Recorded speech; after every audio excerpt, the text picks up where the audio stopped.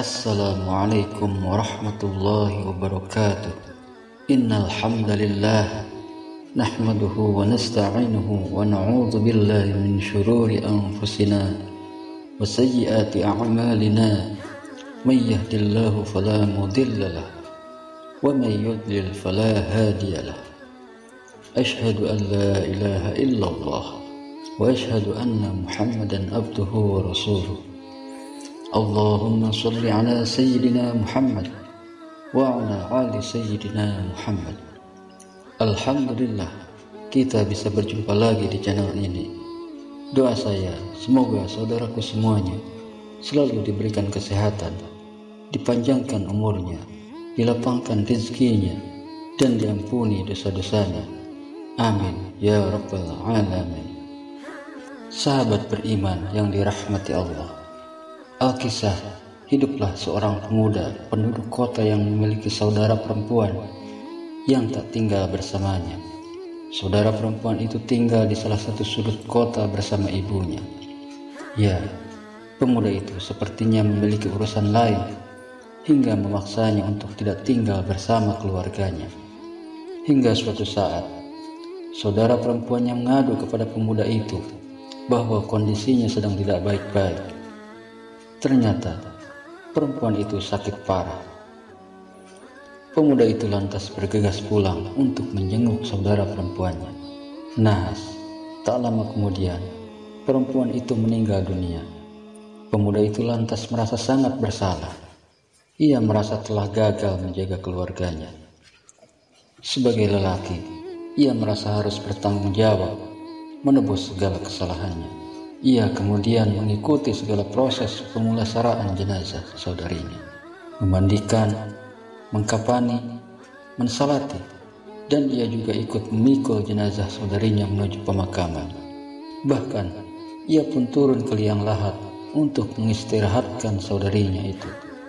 Setelah prosesi pemakaman selesai, ia lantas pulang kembali ke rumah, berkumpul dengan sanak saudara dan ibunya.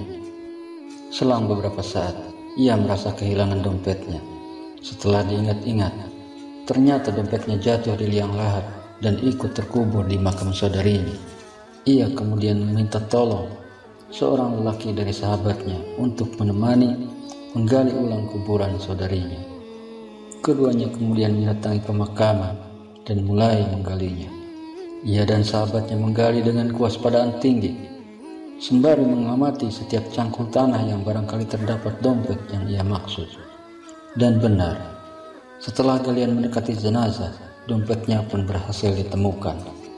Menyingkirlah sebentar dariku, agar aku dapat melihat keadaan jenazah saudariku, pinta pemuda itu kepada sahabatnya. Sahabatnya pun lantas keluar dari liang lahat dan memakluminya. Sebagai seorang yang bersaudara dengan jenazah, tentu ia ingin memastikan keadaan saudarinya di dalam lubang peristirahatan, atau barangkali juga ada sepatah dua patah kata yang ingin diucapkan kepada saudarinya itu. Dan itu adalah privasi keluarga yang harus dihormati.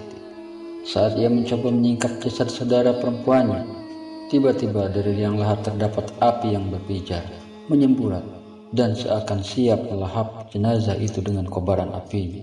Ia lantas buru-buru keluar dari liang lahat dan segera memerintahkan sahabatnya untuk kembali menutup makam saudarinya itu. Beruntung saja sang sahabat tidak begitu menyadari hal itu.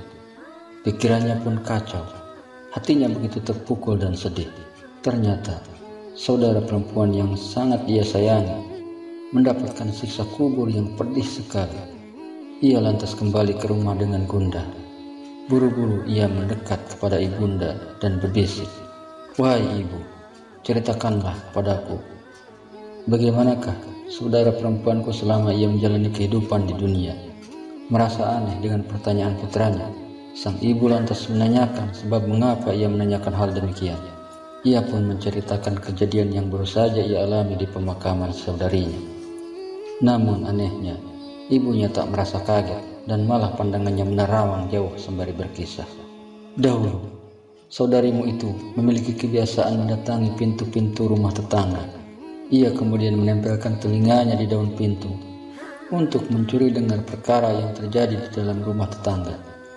Maka ketika ia mendapatkan informasi baru, ia lantas mengumbar perkara itu. Berlaku ghibah, bahkan mengadu domba antar tetangga. Setelah mendengar penuturan sang ibunda, ia pun sekarang paham bahwa itu adalah sebab azab kubur saudarinya itu. Maka barang siapa yang ingin selamat dari azab kubur, hendaknya ia menjauhi perkara adu domba dan ghibah. Demikianlah perkataan Hujjatul Islam Syekh Abu Hamid Muhammad bin Muhammad Al-Ghazali, atau biasa dikenal dengan Imam Ghazali, menutup kisah tersebut yang termaktub dalam kitab Mukasyafatul Qulub Al-Muqarrib ila Hadrati Alamil Ghuyub fi Ilmi Tasawuf, halaman 71. Wallahu a'lam bishawab. Wassalamualaikum warahmatullahi wabarakatuh.